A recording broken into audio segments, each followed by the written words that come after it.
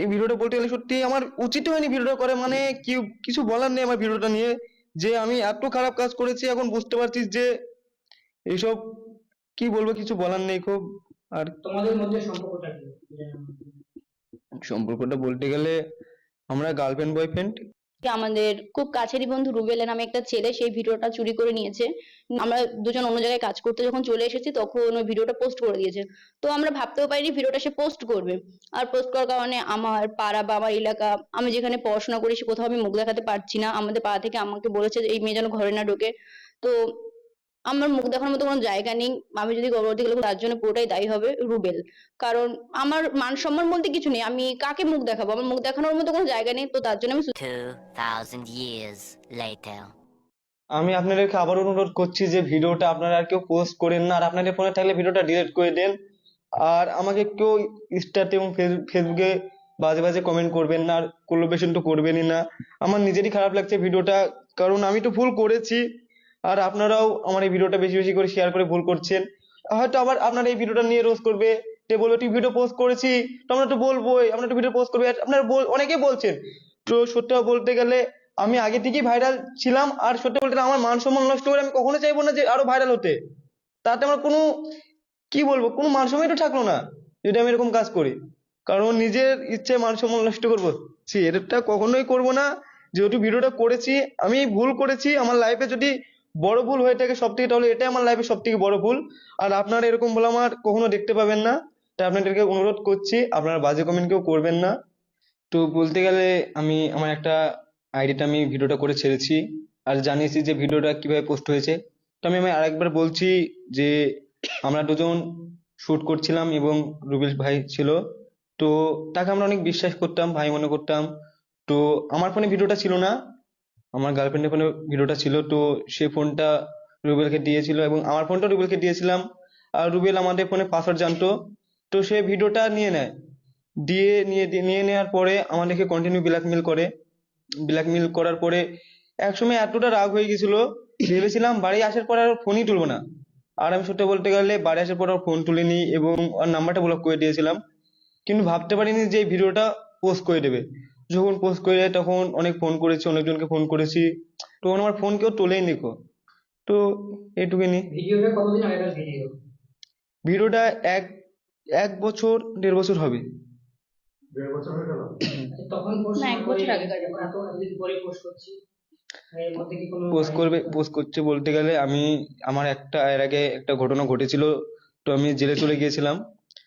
তো তখন ভিডিওটা তার কাছে ছিল। আমি জেলে আসার পরে তার সাথেই ছিলাম এবং তার সাথে ভিডিও করছিলাম, সবকিছু করছিলাম। তারপরে অনেকটা রাগ হয়ে গেছিল, তারপরে ফোন টোন তুলিনি, সেজন্য ভিডিওটা পোস্ট করে দিয়েছি। আমি হয়তো এখন বলছে যে এই সমাজে আমি একটাই খারাপ ছেলে আছে আমার মতন, এবং এই ভিডিওটা আমি একাই করেছি আর কেউ করেনি। সত্যিটা বলতে গেলে আমার দুটো বন্ধু আছে, সে বন্ধু দুটো বললো যে তোমার মতন ভাই অনেক কাজ করেছে কিন্তু তারা ভাইরাল নেই, সেজন্য তোমার ভিডিওটা কেউ পোস্ট করছে না এবং তাদেরকে নিয়ে ট্রোল করছে না। আর বাচ্চারা খারাপ হয়ে যায় বলতে গেলে, ভিডিওটা যদি আপনারা বেশি বেশি যদি শেয়ার না করতেন তাহলে ভিডিওটা বাচ্চারা কখনোই দেখতে পেতো না।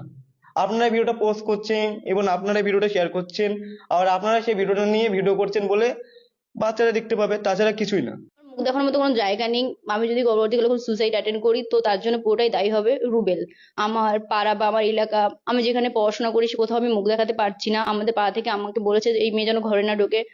বক্তব্য বলতে এই ভিডিওটা একান্তই আমার পার্সোনাল ভিডিও ছিল। আমার ফোন থেকে আমাদের খুব কাছেরই বন্ধু রুবেলের নামে একটা ছেলে সেই ভিডিওটা চুরি করে নিয়েছে। নিয়ে দীর্ঘদিন আমাদের ব্ল্যাকমেল করেছে, ব্ল্যাকমেলের আমরা যখন শিকার হইনি। তো এখন আমরা দুজন অন্য জায়গায় কাজ করতে যখন চলে এসেছি তখন ওই ভিডিওটা পোস্ট করে দিয়েছে। তো আমরা ভাবতেও পারিনি ভিডিওটা সে পোস্ট করবে। শফিকের সঙ্গে তোমার সম্পর্ক কি? আমরা রিলেশনশিপে আছি কতদিন থেকে আছো? সামথিং 1.5 বছর। ভিডিওটা কতদিন আগেকার? 1.5 বছর আগেকার। বক্তব্য বলতে এই ভিডিওটা একান্তই আমার পার্সোনাল ভিডিও ছিল। আমার ফোন থেকে আমাদের খুব কাছেরই বন্ধু রুবেলের নামে একটা ছেলে সেই ভিডিওটা চুরি করে নিয়েছে।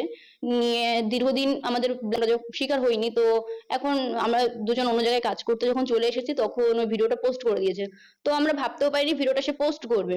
আর পোস্ট করার কারণে আমার পাড়া বা আমার এলাকা, আমি যেখানে পড়াশোনা করি সে কোথাও আমি মুখ দেখাতে পারছি না। আমাদের পাড়া থেকে আমাকে বলেছে যে এই মেয়ে যেন ঘরে না ঢোকে। তো আমার মুখ দেখানোর মতো কোনো জায়গা নেই। আমি যদি গর্ভবতী হলে অ্যাটেন্ড করি তো তার জন্য পুরোটাই দায়ী হবে রুবেল। কারণ আমার মান সম্মান বলতে কিছু নেই, আমি কাকে মুখ দেখাবো, আমার মুখ দেখানোর মতো কোনো জায়গা নেই, তো তার জন্য আমি suicide করতেও পারি। শফিকের সঙ্গে তোমার সম্পর্ক কি? আমার রিলেশনশিপে আছি, সম্পর্ক? শফিকের সঙ্গে রিলেশনশিপে আছি কতদিন থেকে আছো? 1.5 বছর। ভিডিওটা কত আগেকার ভিডিও? 1.5 বছর, মেবি 12-13 মাস। মানে ওর মাসের হ্যাঁ, ওর মধ্যেই। এটা সোশ্যাল মিডিয়ায় তো এতটাই ভাইরাল হয়ে গেছে, এরপরে স্টেপ কি? যে রুবেল তো শুনলাম, তো আমি সাইবার ক্রাইমে গিয়েছি, মানে রুবেলের নামে মামলা করা আছে সাইবার ক্রাইমে, তো সাইবার ক্রাইম থেকে আমাকে জিডি নাম্বার দিয়েছে, আমি থানায় মানে গিয়েছি। এই ব্যাপারটা আমি থানার ব্যাপারটা একটু পরে রিভিল করবো, কারণ হচ্ছে আমি ফার্স্ট তাদের সাজা চাই, সাজার পর আমি জিনিসটা রিভিল করবো। মুখ দেখাতে পারবে না কেন? তুমি তো অসাধারণ কাজ করেছো, দারুণ, তোমাকে মেডেল দাও। নোংরা কাজ করেছো, সেটা আবার ভিডিও করে রেখে দিয়েছো। যদি চাইতে না তাহলে এই সাজাটা আরো আগে দিতে পারতে, কিন্তু তোমরা সেটা করোনি। কারণ তোমরা তো আগের ভিডিওতে বলেই দিয়েছো যে রীতিমতো তোমাদেরকে ব্ল্যাকমেল করা হয়েছে ভিডিওটা নিয়ে। তো সেটা নিয়েই সেই প্রমাণটা তোমাদের কাছে আছে, সেই প্রমাণটা দেখেই তোমরা কিন্তু স্টেপ নিতে পারতে রুবেলের বিরুদ্ধে, কিন্তু তোমরা সেটা করোনি। এখন ভাইরাল করে দিয়েছে, এখন আর কি করবে? এখন তো তোমাদের মুখ তো আমরা সবাই দেখে নি, এখন শাস্তি দিয়েই বা কি হবে, না দিয়েই বা কি হবে? যেটুকু সম্মান ছিল সেটা তো নষ্ট করেই দিয়েছো। আর শফিক, তোমার বয়স কত? সবে মাত্র 17.5 বছর। আর 1.5 বছর আগে তোমার বয়স কত ছিল? তুমি তখন থেকেই নোংরামো শুরু করে দিয়েছো, তার ছোট থেকেই নোংরা, আর তার থেকেও ছোটোবেলায় তখন থেকে নোংরামো শুরু করে দিয়েছো। আবার বলছো যে আমি নিজেকে পাল্টে নিয়েছি, কাজে মন দিয়েছি, এই কি তার নমুনা? পাল্টানোর নমুনা তো আমরা সবাই দেখতে পাচ্ছি। তো বন্ধুরা, ভিডিওটা তোমাদের কেমন লাগলো? যদি ভালো লেগে থাকে তাহলে অবশ্যই লাইক, কমেন্ট, শেয়ার করে দিও। চ্যানেলটাকে সাবস্ক্রাইব করে পাশে থেকো এরকম নতুন নতুন ভিডিও দেখার জন্য। ধন্যবাদ।